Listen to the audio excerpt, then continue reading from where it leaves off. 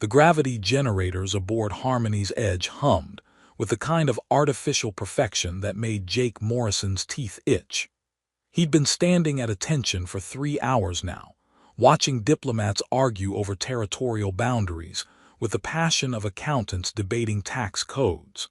The neutral space station had all the charm of a corporate conference room crossed with a maximum security prison, which, considering the current negotiations, wasn't far from the truth. The Kepler 442 system remains under Terran jurisdiction, Admiral Knox declared, her voice carrying the same warmth as vacuum-frozen steel. Our colonists have maintained settlements there for 15 years. Jake suppressed a snort. 15 years in galactic terms was like claiming ownership of a park bench because you'd sat on it during lunch break. The Zephyrians across the crystalline table seemed to share his amusement, though their version of laughter involved their elongated ears twitching in synchronized patterns that reminded him of synchronized swimming, if synchronized swimmers could communicate through ear choreography. Queen Lyrale sat at the center of the Zephyrian delegation like a storm that had decided to wear formal attire. Her ears, which curved backward in elegant arcs that would make any elf envious, remained perfectly still while her advisor's ears danced their silent commentary. Jake had spent enough time studying alien physiology, reports to know this meant she was either supremely confident or plotting something that would end badly for everyone present. "Your colonists," she said, her voice carrying harmonics that made the translator devices hum with effort, "built their settlements directly atop our ancestral spawning crystals. This would be equivalent to us constructing a military base inside your species' kindergartens." Admiral Knox's eye twitched. "Our surveys detected no signs of active Zephyrian presence. Because we are not in the habit of leaving neon signs, announcing sacred sites to species that collect mineral rights like trading cards." Jake bit his lip to keep from grinning. He'd grown up on Mars Colony 7, where diplomacy meant asking politely before you borrowed someone's atmospheric recycler. This level of political theater was new to him, but the Queen's dry delivery was growing on him faster than algae in a neglected water tank. The tension in the room had been building like pressure in a faulty airlock. Both fleets waited beyond the station's shields, weapons systems powered but not yet targeting. Jake could feel it in the way the station's crew moved with practiced efficiency, ready to evacuate at a moment's notice. The Zephyrian energy signatures were doing something interesting to the environmental systems too. The temperature had dropped 2 degrees in the past hour, and the lights kept flickering in patterns that almost seemed intentional. "Perhaps," suggested the Queen's chief advisor, whose ears had developed a silver luminescence that Jake's briefing materials had failed to mention, "we could discuss alternative arrangements. The Terrans seem attached to their settlements." "Attached like parasites," muttered one of the younger Zephyrians, whose translation Jake caught despite the being's attempt at discretion. "Hey now," Jake said, breaking protocol for the first time since the negotiations began. "We prefer the term aggressively symbiotic." The room fell silent. Admiral Knox shot him a look that could have powered a fusion reactor, while the Zephyrian's ears performed what he was beginning to recognize as their version of surprised blinking. Queen Lyrale's violet eyes fixed on him with the intensity of a targeting system. "You make jokes while discussing the desecration of our sacred sites." Jake felt his mouth go dry, but something about her tone suggested genuine curiosity rather than offense. "Your Majesty, with respect, in my experience sacred sites don't usually come with mineral extraction rights and a complementary orbital defense platform. If we'd known they were sacred, we probably would have built a gift shop instead." One of the Zephyrian advisors made a sound like wind chimes in a hurricane. The translator helpfully informed everyone that this was laughter. "A gift shop," the Queen repeated, and Jake swore he caught the ghost of a smile. "For spawning crystals, visit beautiful Kepler 442, home of the galaxy's most spiritually significant rock formations. Gift shop open solar hours 800 to 1600. No flash photography during religious ceremonies. This time several Zephyrians joined the wind chime chorus. Even Admiral Knox looked like she was fighting not to smile, though she was losing the battle badly. "Staff Sergeant Morrison," she said, her tone suggesting he just volunteered for latrine duty on a methane mining station. "Perhaps you could let the actual diplomats handle the negotiations." "Of course, ma'am. I'll just go back to standing here looking intimidating and definitely not wondering why our intelligence reports failed to mention that Zephyrians have the best poker faces in the galaxy." Queen Lyraleigh's ears twitched once, a motion so slight Jake almost missed it. But her eyes remained locked on his, and he had the unsettling feeling that she was evaluating him the way a mathematician evaluates a particularly interesting equation. "Your soldier speaks more sense than your diplomats," she said to Admiral Knox, though her gaze never left Jake's face. "Perhaps he should join these discussions more formally." "Absolutely not," Knox replied quickly. "Sergeant Morrison is here in a security capacity only." "A pity. I find his perspective refreshing." The way she said refreshing made Jake's skin prickle with something that wasn't entirely unpleasant. There was intelligence behind those violet eyes, and humor, and something else he couldn't quite identify. Something that suggested Queen Lyraleigh might be as tired of formal diplomatic nonsense as he was. The environmental systems chose that moment to emit a low harmonic that resonated through the deck plates. The Zephyrian technology was definitely interfacing with the station's systems now, whether intentionally or not. Jake watched as the overhead lights shifted through a spectrum of colors he was pretty sure weren't in the standard illumination protocols. "Perhaps," Queen Lyraleigh said, rising gracefully from her chair, "we should adjourn for the day. These negotiations require fresh perspective." As the delegations began to disperse, Jake found himself wondering if he just made the situation better or worse. Given his track record with authority figures, probably worse. But as Queen Lyraleigh passed his position, she paused just long enough to murmur, "Gift shops for spawning crystals. I will remember this." Jake wasn't sure if that was a promise or a threat. The holographic display flickered with data streams that made Jake's head spin. Apparently, overnight the Zephyrians had transmitted 17 terabytes of what Admiral Knox's xenobiology team was calling evidence of systematic cultural vandalism. Jake called it really fancy pictures of rocks, but nobody asked his opinion.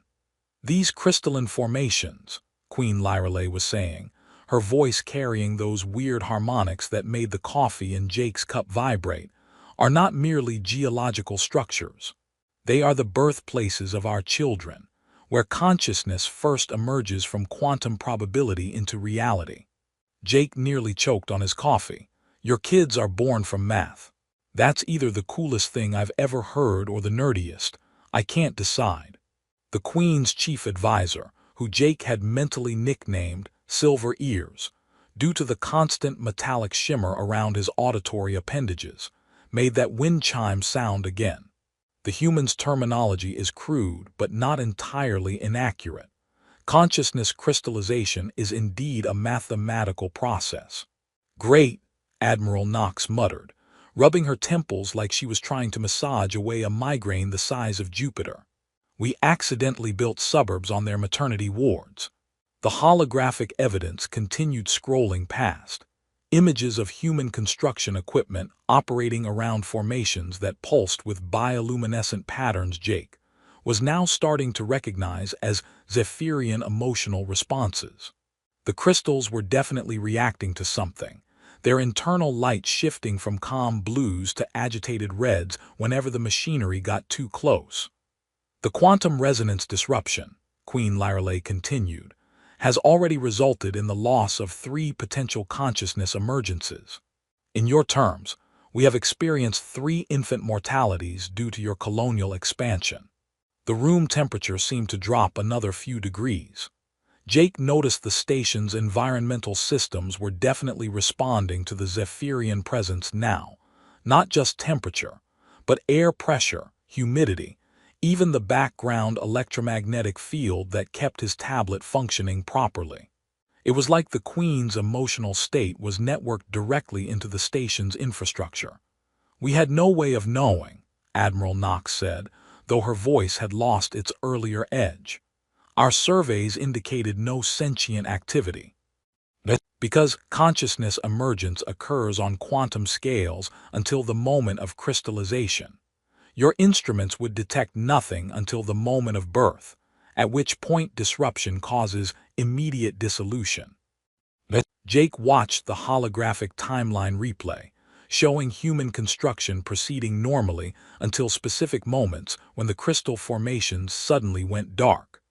The correlation was undeniable and depressing.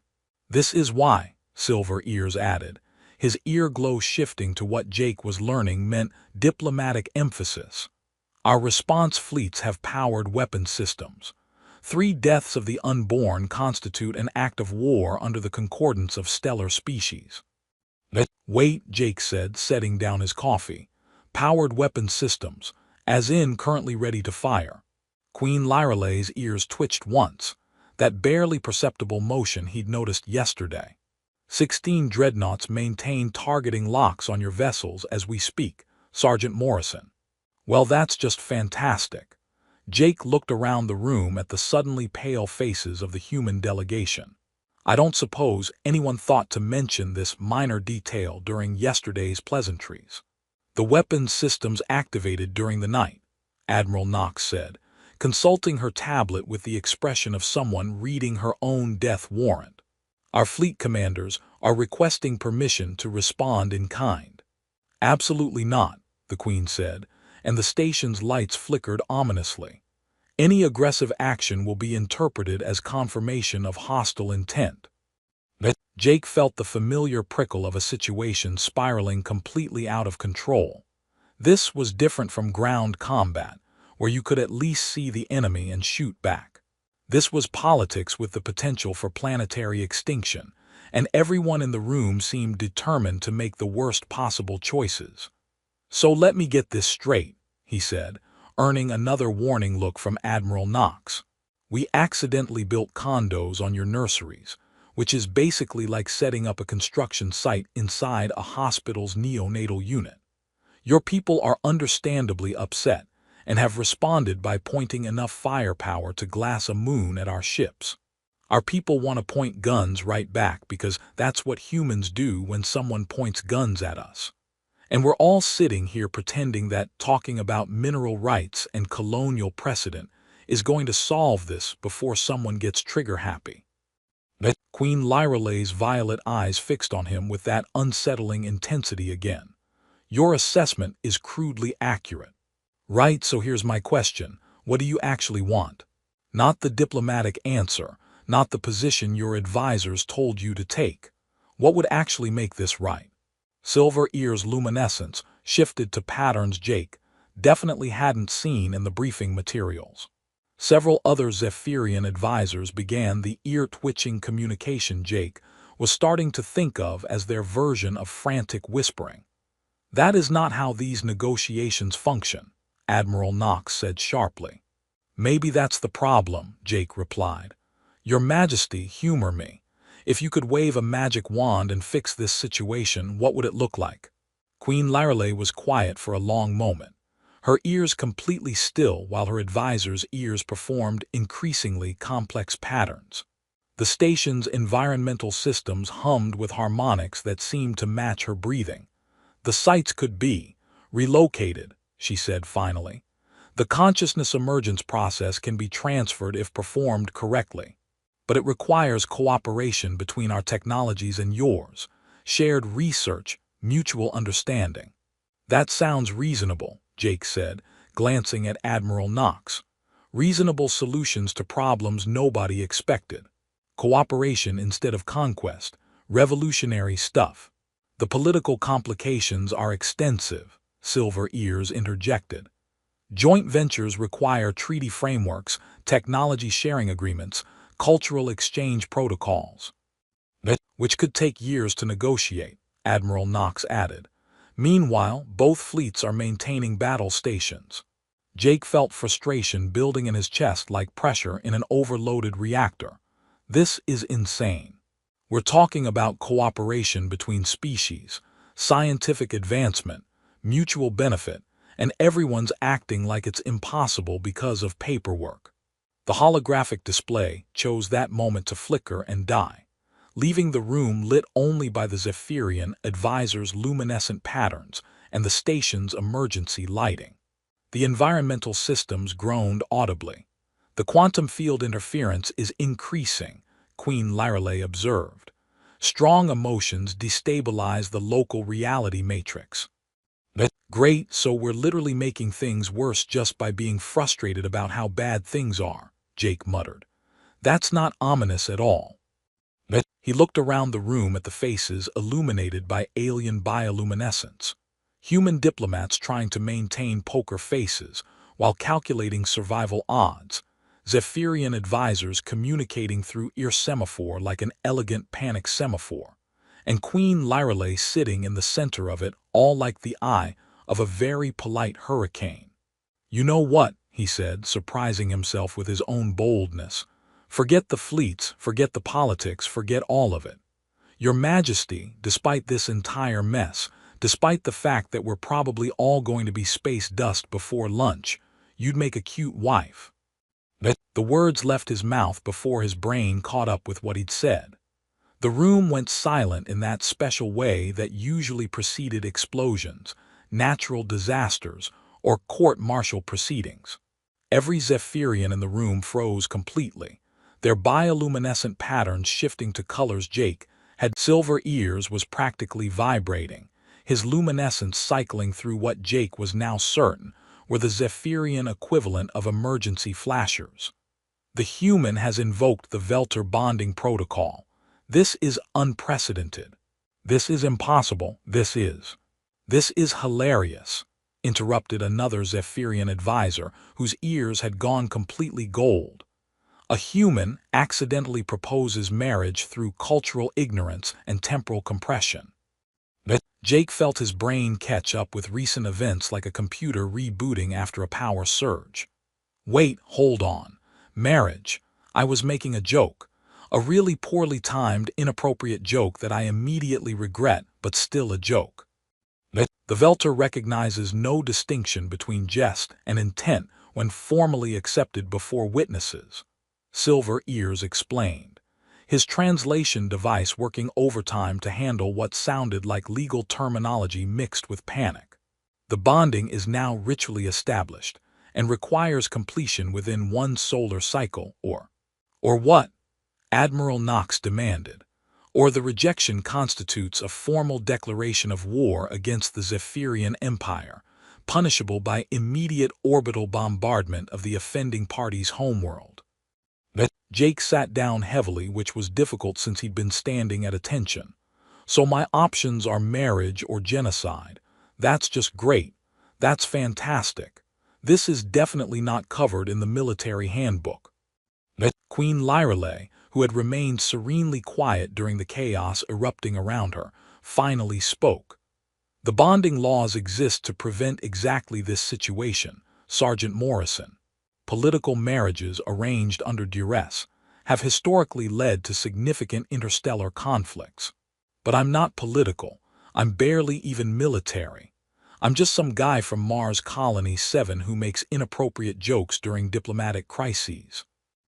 Some guy from Mars Colony 7 who has just become engaged to the most powerful individual in the Zephyrian Empire, she replied, and Jake swore he detected amusement in those harmonics. Congratulations.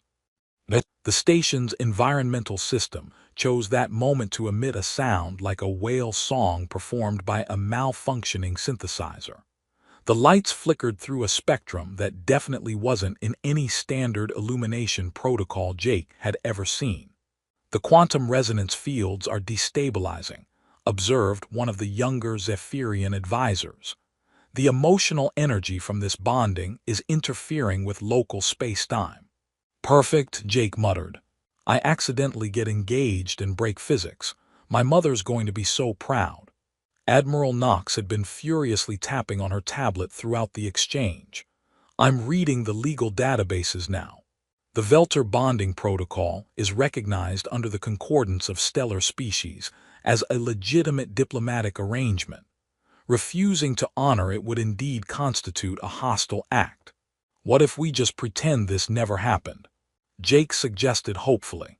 You know, agree to disagree, diplomatic immunity, cultural misunderstanding. The bonding resonance has already been established, Queen Lyreley said, extending her hand toward Jake. Can you not feel it? Jake realized he could feel something. A weird tingling sensation that seemed to originate somewhere behind his sternum and spread outward like he'd drunk coffee that was somehow made of electricity. That's the bonding thing. I thought it was just stress. Zephyrian neural networks operate on quantum entanglement principles, Silver Ears explained, apparently having calmed down enough to switch into lecture mode. The bonding process creates measurable quantum correlation between compatible consciousness patterns. You're telling me we're quantumly entangled now, like scientifically. The initial resonance establishes compatibility. Full bonding requires the ceremonial completion, after which your consciousness patterns will share permanent quantum correlation across any distance. Jake looked around the room at faces that ranged from fascinated to horrified, to what he was pretty sure was the Zephyrian equivalent of barely contained laughter. So if I go through with this, I'll be psychically connected to Queen Lyreley forever. But if I don't, 16 dreadnoughts turn Earth into a very large asteroid field. That is an accurate summary, Queen Lyreley confirmed. And there's no way to, I don't know, file an appeal, request a hearing, claim temporary insanity. The bonding laws predate the Concordance by several thousand years, Silver Ears said. They are considered fundamental natural law, not subject to legislative modification. Jake rubbed his temples, trying to process the fact that his entire species' survival might depend on his willingness to marry someone he'd met yesterday. Okay, hypothetically speaking, what would this marriage actually involve? Because I'm getting the impression Zephyrian relationships aren't exactly like human ones. Queen Lyreley's ears twitched in that barely perceptible way. The bonded serve as consciousness anchors for each other. Shared experiences, emotional resonance, collaborative decision-making. It is considered the highest form of partnership. That actually sounds kind of nice, Jake admitted. You know, if it wasn't happening because I made a stupid joke during a diplomatic crisis. The irony is not lost on me, the Queen replied, and Jake was certain he heard humor in her voice now. I have spent decades avoiding politically arranged marriages, only to find myself bonded to a human soldier through accidental comedy. One of the younger Zephyrian advisors made the wind chime laughter sound. Your Majesty, the human's courtship technique is refreshingly direct compared to traditional Zephyrian protocols. Hey now, Jake protested. I wasn't courting anybody. I was trying to lighten the mood before we all got vaporized by your dreadnoughts. Mission accomplished, Admiral Knox said dryly. Instead of immediate vaporization, we now have an unprecedented interspecies political marriage that will require completely rewriting 3 treaties and probably cause at least 2 constitutional crises. Unless, Queen Lyreley said quietly, we approach this as an opportunity rather than a disaster. Jake felt that electrical tingling intensify. What do you mean? The bonding creates permanent diplomatic immunity between our species. Attacks on bonded pairs are considered attacks on both civilizations simultaneously. It would make war logistically impossible. So instead of fighting over colonial rights and spawning crystals, we'd be forced to cooperate because hurting one of us hurts both of us. Essentially, yes, the bonded serve as living peace treaties. Jake looked around the room again, noting that several of the Zephyrian advisors were now openly displaying what he was learning to recognize as approval patterns. Even Admiral Knox seemed to be considering the implications. This is insane, he said finally. This is completely, utterly insane. Most breakthrough diplomatic solutions appear insane until they work, Queen Lyrale observed. And if they don't work, then we face the same orbital bombardment scenario we were trying to avoid, except with the added embarrassment of a failed marriage. Jake felt laughter bubbling up from somewhere around his quantumly entangled consciousness. You know what? At least it'll be an interesting obituary. Jake Morrison, accidentally married to Alien Queen, died as he lived, making inappropriate jokes at exactly the wrong moment. Queen Lyrale's ears twitched again, and this time Jake was certain it was amusement. The crystalline bonding chamber aboard Harmony's Edge looked like someone had crossed a cathedral with a particle accelerator, and then decorated it with mood lighting that responded to thoughts. Jake stood in the center wearing his dress uniform, which he'd never expected to use for his own wedding, let alone an interspecies diplomatic ceremony that might prevent galactic war.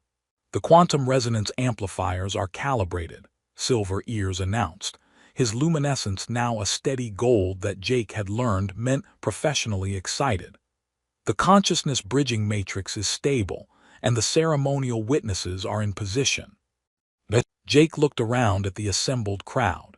Human diplomats trying to hide their fascination, Zephyrian nobility, whose ears performed elaborate choreographed movements, and Admiral Knox, who appeared to be taking notes for what would undoubtedly become the strangest after-action report in military history. Just so we're all clear, Jake said, this is still completely insane, right? I mean, 3 days ago I was worried about whether the coffee machine in the barracks was going to break down, and now I'm about to quantum marry an alien queen to prevent interstellar war. Queen Lyrale emerged from the preparation chamber wearing robes that seemed to be cut from crystallized starlight. Her elongated ears, adorned with geometric patterns that pulsed in rhythm with the chamber's energy fields. Cold feet, Sergeant Morrison. More like hypothermic ankles, Jake replied. But I figure if I'm going to accidentally save 2 civilizations, I might as well do it properly. The Queen's lips curved in what Jake was learning to recognize as her version of a smile. Over the past 3 days of preparation, he discovered that Queen Lyrale possessed a sense of humor drier than Mars Colony 7's recycled air, along with an intelligence that made conversation feel like intellectual sparring matches he was perpetually losing. The bonding ceremony, Silver Ears continued, will establish permanent quantum entanglement between your consciousness patterns. You will share emotional resonance, enhanced intuition regarding each other's mental states, and collaborative decision-making capabilities. Basically, we're getting married in 4 dimensions simultaneously, Jake said. My grandmother always said I'd find someone special, but I don't think she was expecting interdimensional special. The process is remarkably similar to human bonding rituals, Queen Lyrale observed, except with measurable quantum effects and the ability to communicate across galactic distances. Right, just like Vegas weddings but with more physics. The chamber's crystalline walls began to resonate with harmonics that Jake could feel in his bones. The quantum field generators hummed to life, creating patterns of energy that made the air itself seem to shimmer with possibility. Beginning consciousness synchronization, announced the Zephyrian technician whose ears had been glowing blue throughout the preparations. Initial quantum bridging in 3, 2, 1. Jake felt the world shift sideways in a way that had nothing to do with gravity. Suddenly, he could sense Queen Lyrale's presence not just visually, but as a warm point of awareness somewhere behind his thoughts. It was like having a new sense organ that he'd never known he was missing. Whoa, he breathed. That's actually kind of amazing. The sensation intensifies, the Queen said, and Jake realized he could feel her amusement like a gentle electric current. Are you prepared for the full bonding sequence? As prepared as anyone can be for having their consciousness quantumly entangled with someone they met, by making inappropriate jokes during a diplomatic crisis. The technician activated the next phase, and Jake's awareness exploded outward. Suddenly, he could sense not just Lyralay's immediate thoughts and emotions, but glimpses of her memories, the weight of leadership she'd carried since adolescence, the loneliness of being the most powerful individual in an empire, the dry humor she used to cope with impossible decisions. "I can see why you accepted my accidental proposal," he said, understanding flooding through him. "You've been looking for someone who'd treat you like a person instead of a political symbol.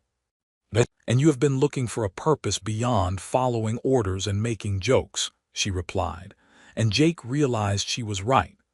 A chance to make decisions that matter on a galactic scale.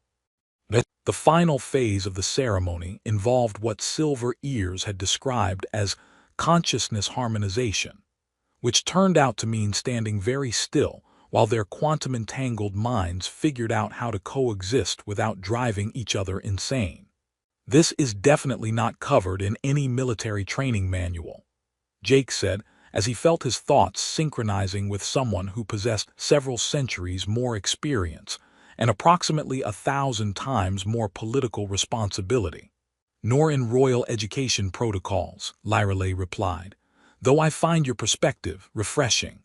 You keep using that word. I'm starting to think it's your polite way of saying amusingly primitive.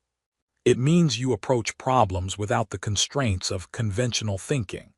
It is a quality I have found increasingly valuable in leadership positions." The chamber's energy fields reached peak resonance, and Jake felt the final connection snap into place like the last piece of a puzzle he hadn't known he was solving. Suddenly, he wasn't just Jake Morrison, career soldier from Mars Colony 7. He was also half of something larger, a bridge between species, a living treaty, a partnership that existed in ways human language couldn't adequately describe. "The bonding is complete," Silver Ears announced, his luminescence shifting to patterns Jake now understood represented celebration. "May the consciousness join bring wisdom to both worlds. And may they never run out of things to talk about," added Admiral Knox, "because divorce isn't an option when you're quantumly entangled." Jake looked at his new wife, a term that seemed inadequate for someone he could now sense, thinking about agricultural reforms on Zephyrian outer colonies, while simultaneously calculating the political ramifications of their marriage, and felt something he hadn't experienced since leaving Earth, the sense that he was exactly where he belonged. "So what happens now?" he asked. "I mean, after we finish preventing interstellar war and revolutionizing interspecies relations." "Now we learn to govern two civilizations as partners instead of adversaries," Lyralay replied. "The bonding creates legal framework for joint colonies, shared technology development, and cooperative resource management. Basically, we're going to be very busy. Extremely busy, but no longer alone." Jake felt her contentment through their quantum connection and realized his own sense of isolation, something he hadn't even recognized as a constant presence, had vanished completely. "You know," he said, watching the assembled dignitaries begin celebrations that involved both champagne and bioluminescent light shows, "when I made that joke about you being a cute wife, I never imagined it would actually work out.